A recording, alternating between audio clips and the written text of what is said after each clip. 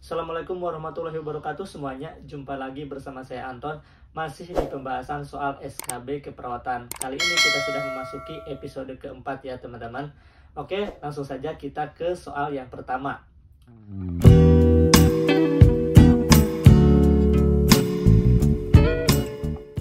Peningkatan profesionalisme perawat dapat dilakukan melalui pengembangan karir profesional perawat. Berikut ini merupakan yang bukan termasuk pengembangan karir profesional perawat adalah A. Perawat klinis, B. Perawat pelaksana, C. Perawat manajer, D. Perawat pendidik, atau E. Perawat peneliti. Nah, jawabannya adalah yang A. Perawat klinis. Kalau perawat klinis itu adalah jenjang karir kalau kita sudah kerja di rumah sakit. Ada PK ya disingkatnya.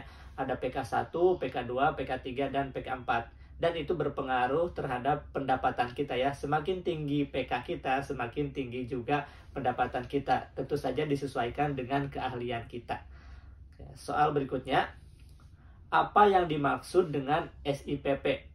A. Bukti tulis pemberian kewenangan untuk menjalankan pekerjaan keperawatan di wilayah Indonesia oleh Departemen Kesehatan. B. Bukti tertulis yang diberikan perawat untuk melakukan praktek keperawatan di sarana pelayanan kesehatan. B. Bukti tertulis yang diberikan kepada perawat untuk menjalankan praktik perorangan maupun kelompok. D. Bukti untuk menjalankan pengobatan medis. Nah, yang mana jawabannya teman-teman?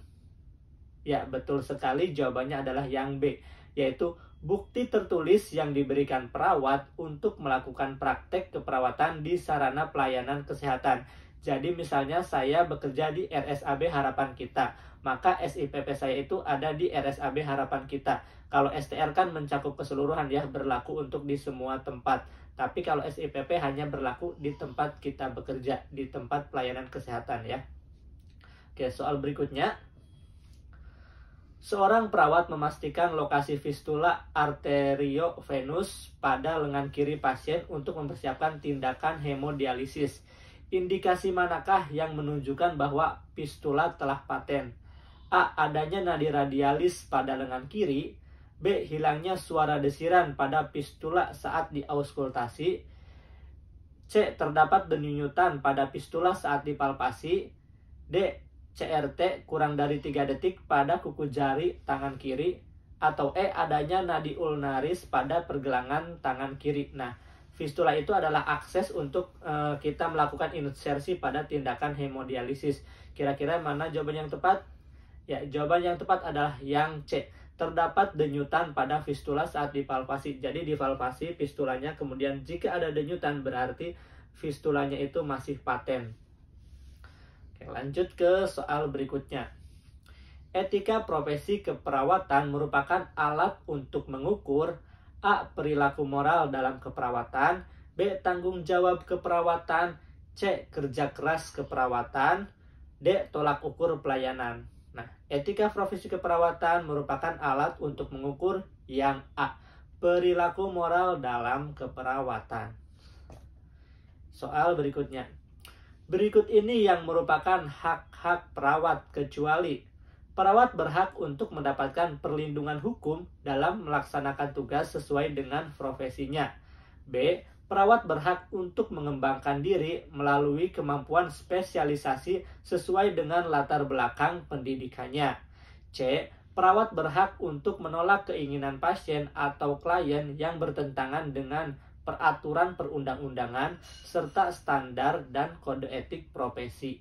D. Perawat mematuhi semua peraturan institusi yang bersangkutan. Di sini ada kata kecuali. Jadi manakah yang merupakan hak-hak perawat tapi kecualinya? Yang D. Perawat mematuhi semua peraturan institusi yang bersangkutan. Ini kewajiban perawat ya, bukan hak perawat. Oke, lanjut ke soal berikutnya. Mempunyai hak untuk mempertimbangkan dan menghargai asuhan keperawatan yang akan diterimanya merupakan hak dari A. Hak pasien, B. Hak dokter, C. Hak perawat, atau D. Hak rumah sakit. Nah, di sini ada kata-kata kuncinya yaitu menghargai asuhan keperawatan yang akan diterimanya. Kira-kira siapa sih yang menerima asuhan keperawatan? Ya, benar sekali. Yang menerima asuhan keperawatan adalah pasien. Jadi, kalimat tersebut merupakan hak dari hak pasien. Soal berikutnya. Ketentuan mengenai standar profesi dan hak klien ditetapkan dengan peraturan Undang-Undang Kesehatan nomor 23 tahun 2000 pasal 52, B nomor 23 tahun 2001 pasal 52, C nomor 23 tahun 2022 pasal 52, atau D nomor 23 tahun 1992 pasal 52. Ya, jawabannya adalah yang D, nomor 23 tahun 1992 pasal 52. Soal berikutnya. Apa yang dimaksud dengan sertifikasi? A. Ketentuan hukum yang mengatur hak dan kewajiban perawat. B. Merupakan proses untuk menentukan dan mempertahankan kompetensi keperawatan. C. Proses pengabsahan bahwa seorang perawat praktik pada area spesialisasi tertentu telah memenuhi standar minimal kompetensi. Atau D. Pemberian izin kepada seseorang yang memenuhi persyaratan oleh badan pemerintah yang berwenang. Nah, jawabannya yang mana teman-teman? Ya, jawabannya adalah yang C. Proses pengabsahan bahwa seorang perawat praktik pada area spesialisasi tertentu telah memenuhi standar minimal kompetensi. Misalnya, ada perawat hemodialisis, kemudian ada perawat ICU, dan ada perawat IGD, itu bekerja sesuai dengan sertifikasinya. Soal nomor 9. Organisasi yang berwenang mengeluarkan SIP, SIK, dan SIPP adalah A. PPNI Provinsi, B. PPNI Kabupaten, C. PPNI Pusat, atau D. Dinkes setempat.